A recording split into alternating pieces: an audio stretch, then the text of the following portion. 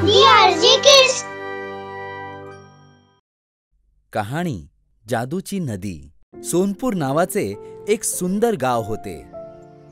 त्या गावात एक जादूची नदी होती. त्या नदीचे पाणी हिऱ्यासारखे चमकत असे. त्या नदीमध्ये खूप सारे सोने आणि हिरे होते. जेव्हा गावातले लोक त्या नदीकडे काही मागत असे तर ती नदी एक हिरा काढून देत असे. त्याच गावात एक लोहार मोहन आपली बायको सुधा सोबत राहत होता.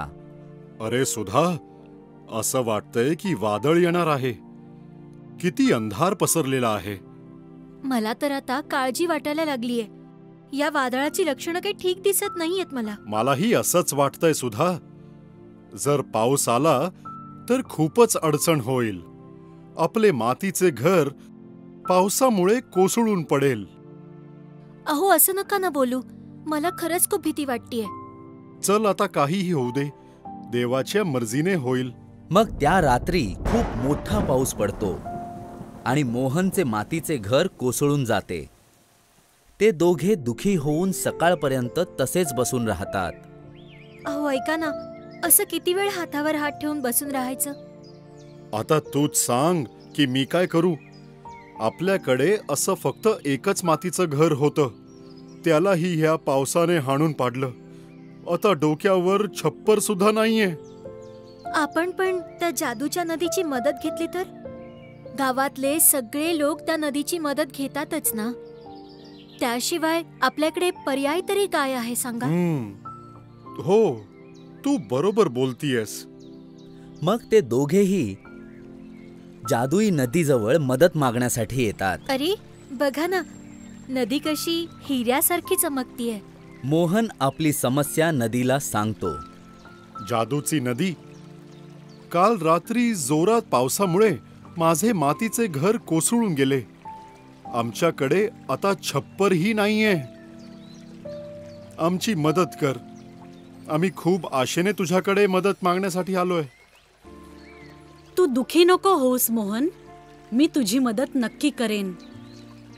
तू एक हिरा घेऊ शकतोस. खूप खूप धन्यवाद. मला पण तुझी मदत करून खूप छान वाटलं. मोहन आणि सुधा त्या हिऱ्याला बघून खूप खुश होतात. मग ते दोघे त्या हिऱ्याला घेऊन आपल्या घरी जातात. नदीला गावातल्या लोकांची मदत करून खूप छान वाटायचं आणि गावातल्या लोकांचे सुद्धा त्या नदीवर खूप प्रेम होते. एक दिवस दोन मित्र त्या नदी किनाऱ्याजवळ बसून बोलत होते. जर आपल्या गावात ही जादुई नदी नसती तर आपलं काय झालं असतं? हो बरोबर. ह्या नदीने आपल्या गावाला आनंदी बनवलं आहे. असंच दोघे जण नदीविषयी बोलत असताना त्यांच्या मनात लोभ येतो. माझ्या मनात एक विचार आलाय. ती कुठली गोष्ट आहे? जर आपण या नदीमधले सगळे हिरे काढून घेतले आणि स्वतःजवळ ठेवले तर? तुझी गोष्ट तर बरोबर आहे, पण एवढी अवघड गोष्ट करायची कशी? आणि गावातल्या लोकांना कळलं तर?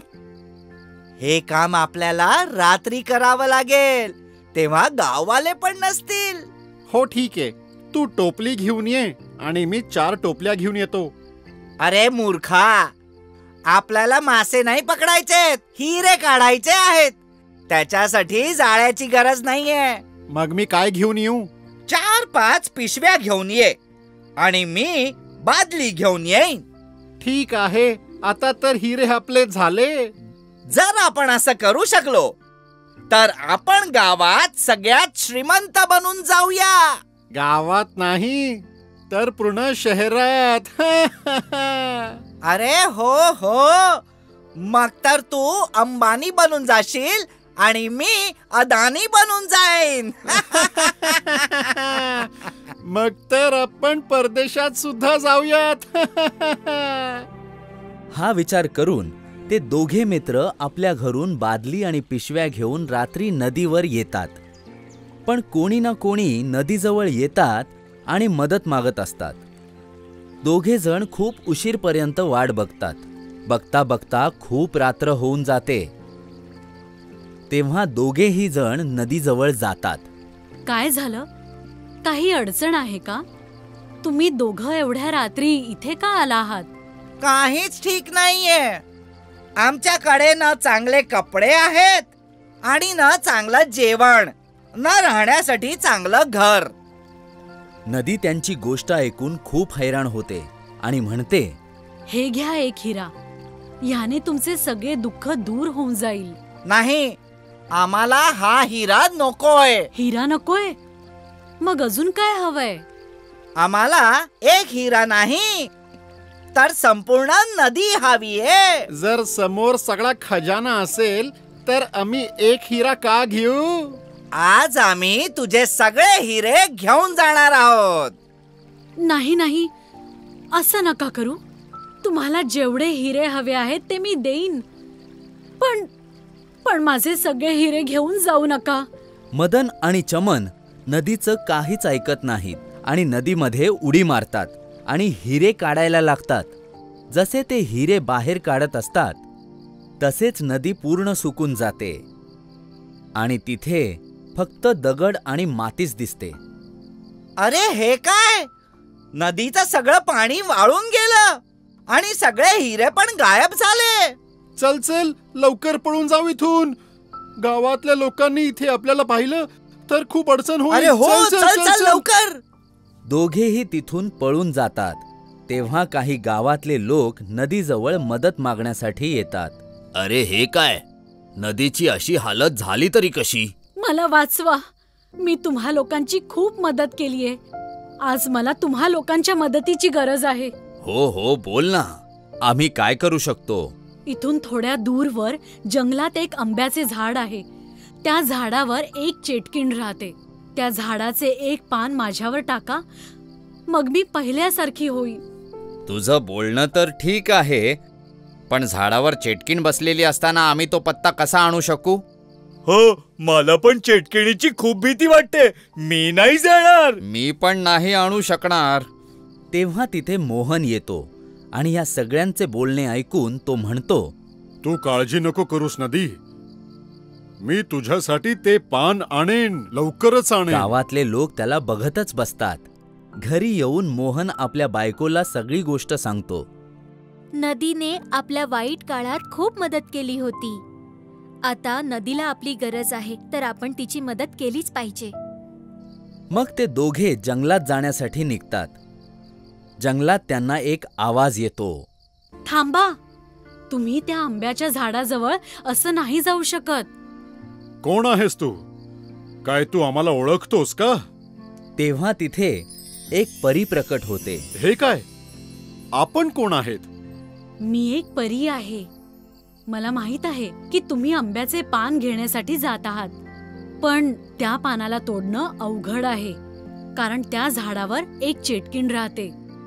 हो, नदीने आम्हाला हे सांगितलं आहे. मी तुला माझी छडी देते. जसजसं तू आंब्याच्या झाडाजवळ पोहोचशील तसं ही छडी गोल गोल फिरव. याने चेटकीण बेशुद्ध होईल आणि मग तू पान तोडून घे. धन्यवाद. थोड्या दूर गेल्यावर त्यांना आंब्याचे झाड दिसते. मोहन तिथे गेल्यावर छडी फिरवतो आणि चेटकीण बेशुद्ध होते. तो पान तोडून नदीजवळ परत येतो. मी आंब्याचे पान आणलं आहे. हे बोलून तो ते पान नदीमध्ये टाकतो. पान जसे नदीमध्ये पडते तेवढ्यात नदी पूर्वीसारखी होते आणि ती मोहन आणि सुधाला म्हणते, तुम्हा दोघांचे खूप खूप आभार. तुम्ही लोकांनी माझी खूप मदत केली. जादूची नदी, तुम्ही पण आमची आमच्या वाईट वेळेत मदत केली होती ना? मी तर सगळ्यांचीच मदत केली, पण मी चुकल्यावर गावकरी माझे उपकार विसरून गेलेत. मग जादूची नदी मोहन आणि सुधावर खुश होऊन त्यांना खूप सारे हिरे देते आणि मग ते लोक त्यांचे खूप चांगले घर बांधतात आणि आपले सुखी आयुष्य जगतात. कोणाचे केलेले उपकार कधीही विसरू नये. जर कोणी तुमच्या वाईट वेळी तुमची मदत केली असेल तर आपण सुद्धा त्यांना कधी एकटं नाही सोडलं पाहिजे.